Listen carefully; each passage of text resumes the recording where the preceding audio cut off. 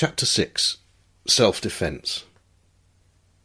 At one of the tables in the long room, which was a dining area of the Old Bell, John sat on his own, writing in a notebook. Under the notebook was an open leather folder containing a stack of photographs and press cuttings. There were 6 diners nearby and a few drinkers sitting at the dimly lit bar some distance away from the tables. "Is this seat taken?" Susan stood before him in a pair of blue jeans and a white T-shirt. She had washed her hair and now wore it tied back in a ponytail, with a few strands hanging down her cheeks and tucked behind her ears. John stood up and pulled a chair out for her.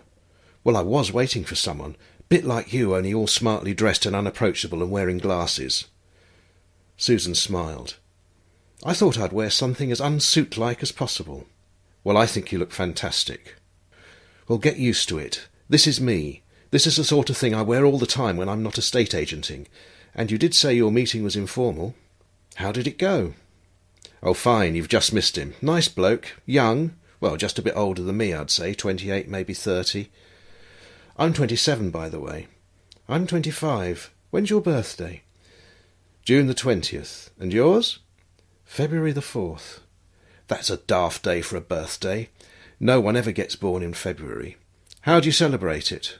"With mine, I usually have a garden party or a river trip in the glorious sunshine." "Well, get you." "Don't worry, I'll take you to the Caribbean or India or somewhere." "Make sure you do. Anyway, what happened?" "He wants me to start work for him, starting tomorrow, Friday." "It is Thursday today, isn't it?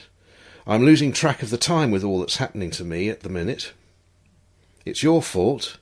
You've done something to my mind. Anyway, Friday evening, all day Saturday and most of the evening. Freelance work to start with. The pay isn't much, but it's better than nothing, and it'll help me to get known in the area. I told him about the name thing, and he's happy to use a picture of me by the Herbert Street sign with a small caption story. When I've bought the house, of course." "So when will I see you?" "Well, I was thinking of moving my stuff in on Sunday, if that's all right, if you'll let me. It's still your house, even though we've shaken hands on it." "I've never heard it called that before." "If you give me your bank details, I will put 10,000 in it tomorrow. Then you can give it to the owner of the property you're buying, or whatever you like." "Thank you. You must have heard me talking to him." "Only a bit. I was trying not to with the singing and all, but you are quite loud on the phone." A waitress appeared. Susan picked up one of the menus. "Can we eat now? I'm really hungry." "So am I. I want the salmon salad. What about you?" "I'll have the same, and ice cream and apple pie to follow." "2 salmon salads with apple pies and ice cream, please." When they were alone, John leant forward and spoke very quietly. "I have to warn you about something quite serious." He glanced left and right melodramatically. "I'm not good at going out to dinner." "What do you mean? Do you have food fights and throw the potatoes at the wall?" "No, nothing like that. I get angry. Unreasonably so, probably, but it doesn't seem unreasonable to me." "Thanks for the warning. Does this always happen?" "Only if I have to wait a long time for the food." "How does it manifest itself? Do you become threatening and violent?" "Not so far. I usually walk out of the restaurant without paying, which seems a perfectly reasonable thing to me, if they haven't fed you." "What sort of delay are we talking about? 5 minutes? Half an hour?" "No, I told you I'm not unreasonable. After 3/4 of an hour I get huffy, and if it gets to an hour I walk out. Always, without question." "I see." "All right, I'll try and make my case. I go to a restaurant to eat and pay good money to people for the privilege. Simple. I do this because I'm hungry, and I want the restaurant to understand this. I don't see any pleasure or any point in sitting at a table getting hungrier and hungrier. If I wanted to do that, I could just stay at home, cook myself some dinner, and stare at the wall for nearly an hour." "Don't worry." Susan leant forward and grasped his arm with mock sincerity. "We'll find a way to get through this. What's even worse is when you're invited to someone's house for dinner. Then you're really at their mercy. 'Come round at 7 and we'll eat at 1:30, they say. So you have a light lunch or go without to give yourself a good appetite for their sakes as well as yours, and you get there at 7:10. Then, horror of horrors, she, or even worse he, is only just putting something into the oven, and the veg is sitting in stone-cold water in the saucepans. Some of my best friends have done this to me. "Would you like a drink?" they ask. "Not really," I'm thinking. "I'm bloody hungry and I want to eat something." When it gets to 9 o'clock and there's still nothing to eat and I've run out of conversation, I become full of suppressed belligerence. I'm convinced my once-loved friends are sadists, and by now I'm so uncomfortable I don't want to eat any of their wonderful food they have been tiddling around with for an eternity. All I want to do is grab a handful of bread, shove it in my mouth and go home. But I can't. I have to be terribly polite and make convincing compliments about stuff which by now I can only just manage to force between my teeth. There. You'll just have to join GA. Gorges Anonymous. You know, sit round in a circle with 8 other lost souls. I'm Herbert Street and I gorge my food. It's been 2 whole weeks since I walked out of a restaurant without eating. It isn't gorging, and I'm not a glutton either. I can go without food for quite long periods if I need to. The nasty bit is when people thoughtlessly or deliberately make you hungry, promise you food and don't give you any. If these same people did it to a dog, they'd be guilty of cruelty. The smiling waitress appeared with 2 plates, generously loaded with salmon, new potatoes and delicious-looking salad. She slipped away, blissfully unaware how merciful she and the chef had been. Susan looked at her watch. That was 12 minutes. Perfect. I told you I wasn't unreasonable. An hour later they had finished their excellent food, and after John had paid the bill with cash and left a generous tip, they sat back in their chairs to finish their coffee. "Your turn to tell me some things you don't like," demanded John. "Oh, all the usual things. The main ones are misery and boredom, which are much the same, I suppose. I know there are much worse things like wars and torture, illness and stuff, but these are really extreme and hopefully don't affect us in everyday life. Misery, though, that's awful. People who make other people miserable. I really can't forgive that. I know I should, because they probably have proper excuses, but I can't, or more truthfully, I won't. Tell you what, I'll try my best not to make you miserable if you promise not to cook me food and keep it from me. OK, done. Tell me the things you like." "Oh, that's easy. Meerkats." "I'm being serious." "So am I." "All right. Being in good company, especially when people are laughing. Being on my own but not for long. Not being ill. Being warm in winter and cool in summer. Being abroad as long as the travelling isn't hell. Actually, I'm not one for going out to dinner either. I like it now because I'm with you and the food is good, but the act of eating doesn't excite me very much. The idea of dining in the best restaurant in the world but on my own fills me with horror. Good food is nice, like a good house or a car that doesn't break down. Something you need so it pleases you to have it, like money. Discovering new things makes me really happy, like meerkats, or you, or realising that I can do something that I didn't think I would be able to do. Like the first time I got up courage to speak to a big audience, and the best of all, realising they actually liked it. I go along with all of that, even the meerkats, but emotionally, and most of all visually, and even more than you do perhaps, I think that laughing with happiness is the most wonderful thing in the world. I love it on television when they show the audience watching a brilliant comedian. I wish they would have women in fashion magazines laughing for a change, rather than the so-called gorgeous pouting miseries. Have you done much fashion photography? Quite a bit, but not for the big glossy magazines. That is a whole different world to the one I live in. You have a team to make the pictures, all terribly clever people, and I wouldn't mind doing it for the money, but really I like making my own ideas succeed and getting the model to work with those ideas. There's more satisfaction that way. Once, working for an evening paper, I was sent to photograph a really experienced fashion model. The story was about her rather than clothes. Anyway, I arrive at her fabulous home. She's nice enough to look at, fantastic figure and all that, but she says, "Will this dress do?" And I say it'll be fine. "Good," she says, and drapes herself over a chair. "Ready?" I start taking photographs, and each time I click, she does another pose, and after about 8 different shots, she says, "That should do it. Have you got enough?" Before I could answer, she says, "Good. You'll have to excuse me, but I've got to get ready to go out. Bye," and disappears. I get back to the office and everybody liked the photographs, but I felt really strange. I felt I hadn't done anything at all. She might as well have taken the pictures herself with a remote control. Very weird. Can I have a look at your pictures? Sure, said John, handing her the folder. It's a dead easy way to sell yourself for a job. You just show your photographs and immediately people know if you're any good or not, especially if you have press cuttings with bylines. Much better than a CV. What do you think? I think they're good, but then they would be, wouldn't they? I like the one with the crow having a fag. Is that real? You didn't fiddle with the image? No, not at all, I swear. It was taken when I was quite young.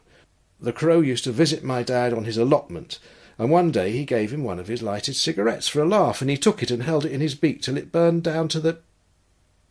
Susan interrupted him. I think we're going to have company very soon, she whispered. Don't look now, but behind you there are 4 drunks by the bar who have been looking at me for about 15 minutes. Oh, great. I'm just preparing you, but I think we should ignore them. Any kind of reaction will encourage them. What do you think? Oh, I agree totally. I don't want any confrontation either. We'll leave if you like. All right, but in a minute I want to finish my coffee. Oh, here we go. Hello, love. Enjoying yourself? The voice came from a 6-foot heavily built man with his bulging stomach hanging over his belt. His eyelids were half closed and his speech was slurred. He swayed slightly from side to side and used the back of his hand to catch some uncontrolled saliva. As his question was being ignored, he stood close behind Susan and leaned down to make sure he was being heard. Obviously not. Susan could smell his beery breath. I think what you need is a nice shoulder massage. Please don't touch me, Susan said icily. Leave her alone. John stood up, knocking his chair over. The interloper began massaging Susan's shoulders. And just what you going to do about it if I don't leave her alone? I think she rather likes it, don't you? 4 of his equally revolting companions had now joined him and amused themselves by leering into the faces of Susan and John. Susan looked at John and winked as she spoke calmly. It's rather good, actually. She lifted her hand over her right shoulder and reached out to grasp the stranger's fingers. Am I allowed to see the face of the man with the magic hands? She stood up slowly, still holding on with her left hand, turned round and forced herself to look into the grinning, sweaty face of her molester. Then almost within the same second she jerked his little finger back so that it cracked and brought her knee sharply into his groin.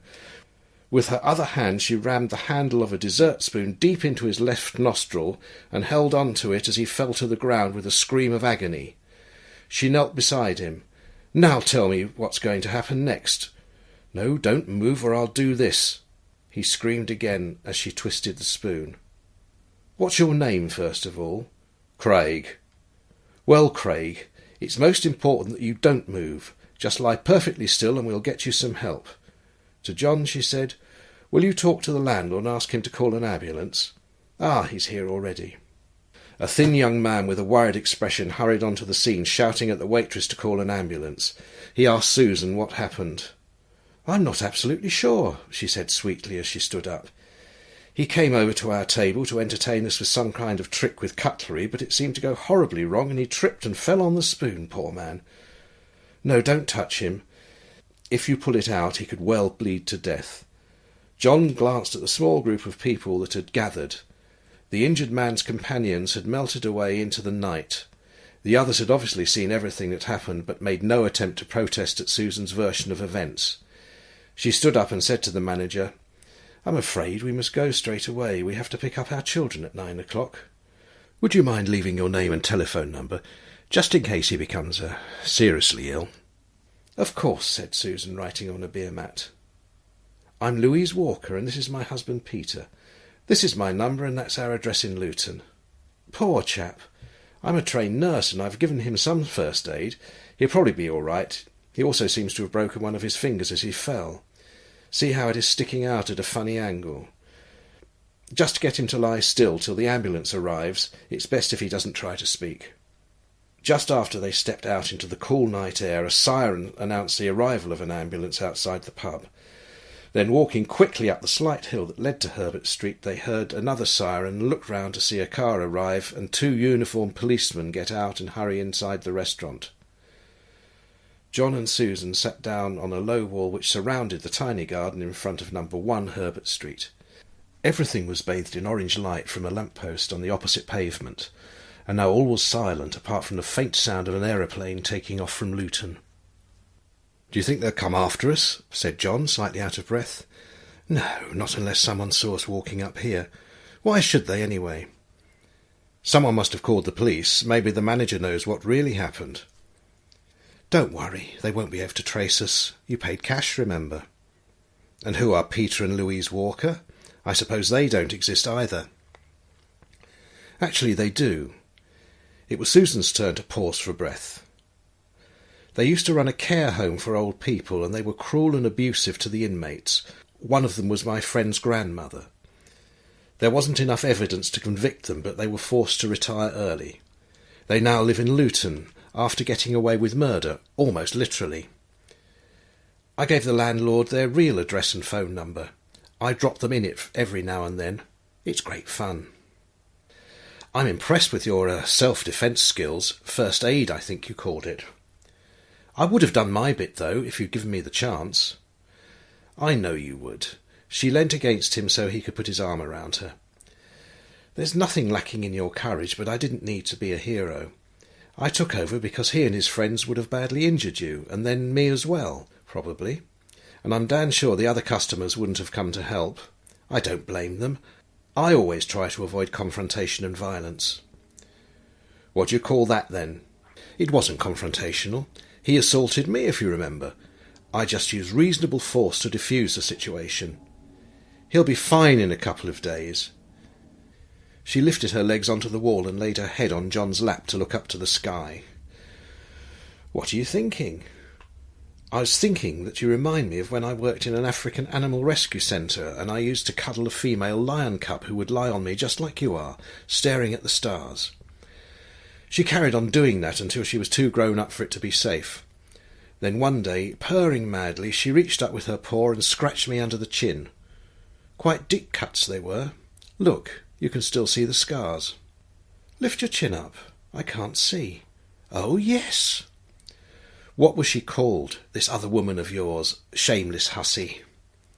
"Chloe. Anyway, she was beautiful and dangerous at the same time. Like you."